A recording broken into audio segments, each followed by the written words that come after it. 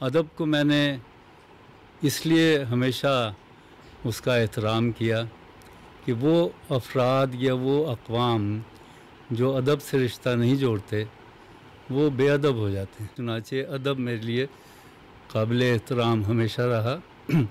پھر ادب کو جو میں نے دیکھا اور پڑھا تو ادب اور تاریخ کا ایک بہت بڑا رشتہ ہے جس کو الگ کر کے نہیں دیکھنا چاہیے.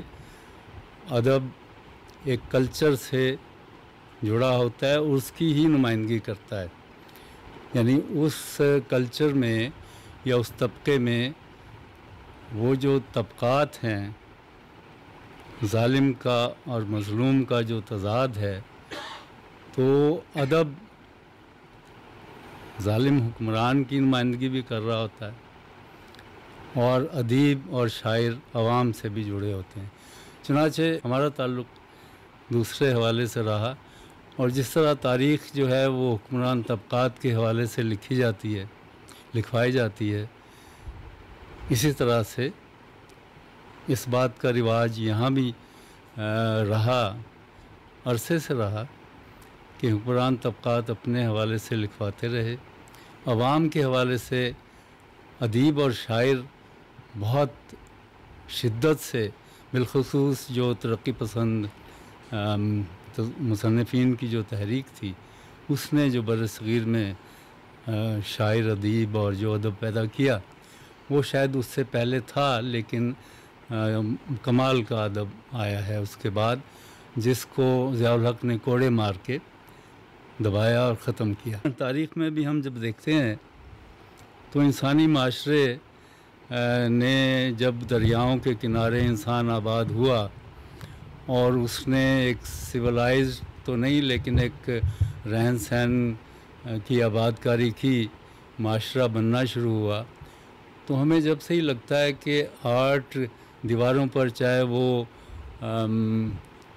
یعنی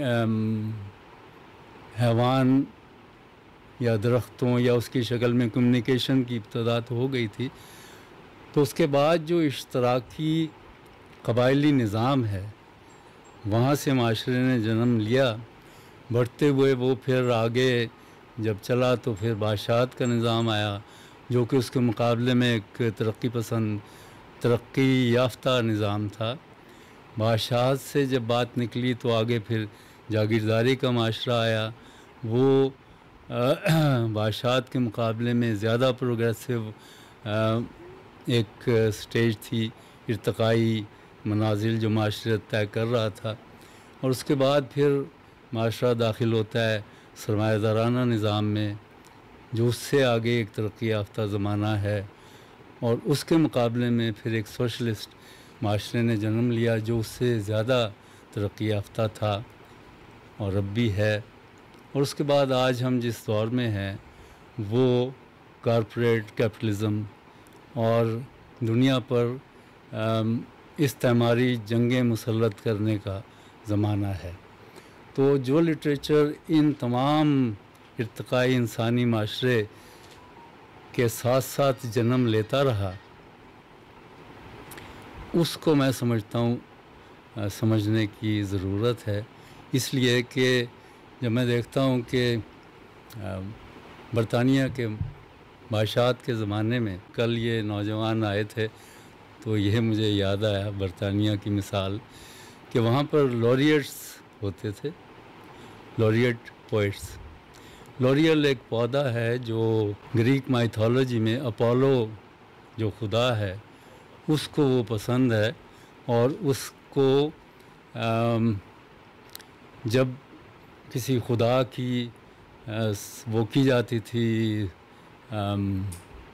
اس کی تاج پوشی، تو اس پودے سے اس کے بنائے جاتے تھے ہار یا اس کا صحرا یا تاج کہتے ہیں اس کو.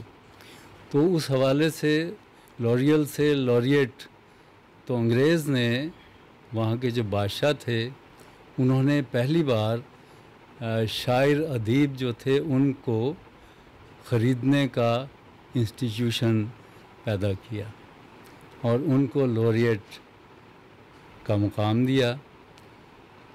وہ بادشاہت کی پیدائش، اس کے ہر طرح کی جو تقریبات تھیں اس کے حق میں وہ لکھتے تھے. قصیدہ گوئی تھی، مرثیہ تو اس طرح نہیں تھا، لیکن بہرحال ہر جو تقریب تھی اس کے حوالے سے وہ اپوائنٹڈ بادشاہت کی وہ اپوائنٹڈ لوریٹ ہوتے تھے. پھر جب انقلاب فرانس ہوا تو اس کے بعد وہاں کی بادشاہت کو خطرہ محسوس ہوا، تو انہوں نے تھوڑی سی گنجائش دی. وہ گنجائش جب ملی تو پھر آپ دیکھتے ہیں کہ وہاں شیکسپیئر پیدا ہوتا ہے جو نیشنلزم کا داعی تھا، اور لیکن اس کے ساتھ ساتھ کیٹس ہے، ورڈزورتھ ہے، ولیم ورڈزورتھ، اور شیلے ہے، جنہوں نے وہ جو ٹریڈیشنل دربار کی شاعری تھی اس سے ہٹ کے انہوں نے ماڈرن شاعری، اس وقت کے ریلیٹیو ماڈرن شاعری کو اور ادب کو پروڈیوس کیا.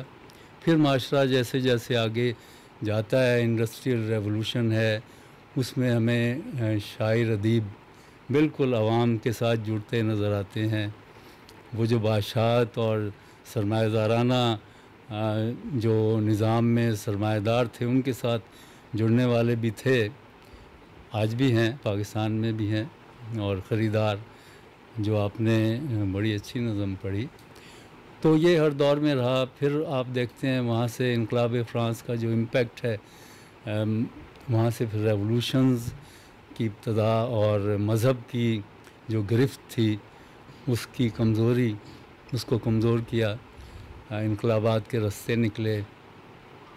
اور اس کے ساتھ ساتھ یہ بھی دیکھتے ہیں ہم کہ بادشاہت یا جو سوشو اکنامک سسٹم تھا اس کے ساتھ ساتھ یہ جو ہمارے مذاہب، بالخصوص جو ابراہیمی مذاہب ہیں، ان کے یہاں ہمیں ہر مذہب میں حمد بھی ہے اور نعت بھی ہے اور دعائیہ نظمیں بھی ہیں. وہ ابراہیمی مذاہب میں سب جگہ ہیں.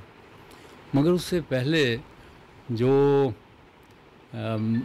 ہر قبیلے کا، قبائلی نظام میں ہر قبیلے کا اپنا خدا، تو وہاں بھی ہمیں نظر آتا ہے کہ ہر خدا کی تعریف میں بھی شاعر نے، تو وہ جو مذہب کے حوالے سے شاعری ہے جو انسان کو دکھ درد میں تسکین دیتی ہے، یعنی وہ ایک طرح کا تکلیف میں ایک آپ کو انجیکشن لگتا ہے، وہ ہر دور میں رہی.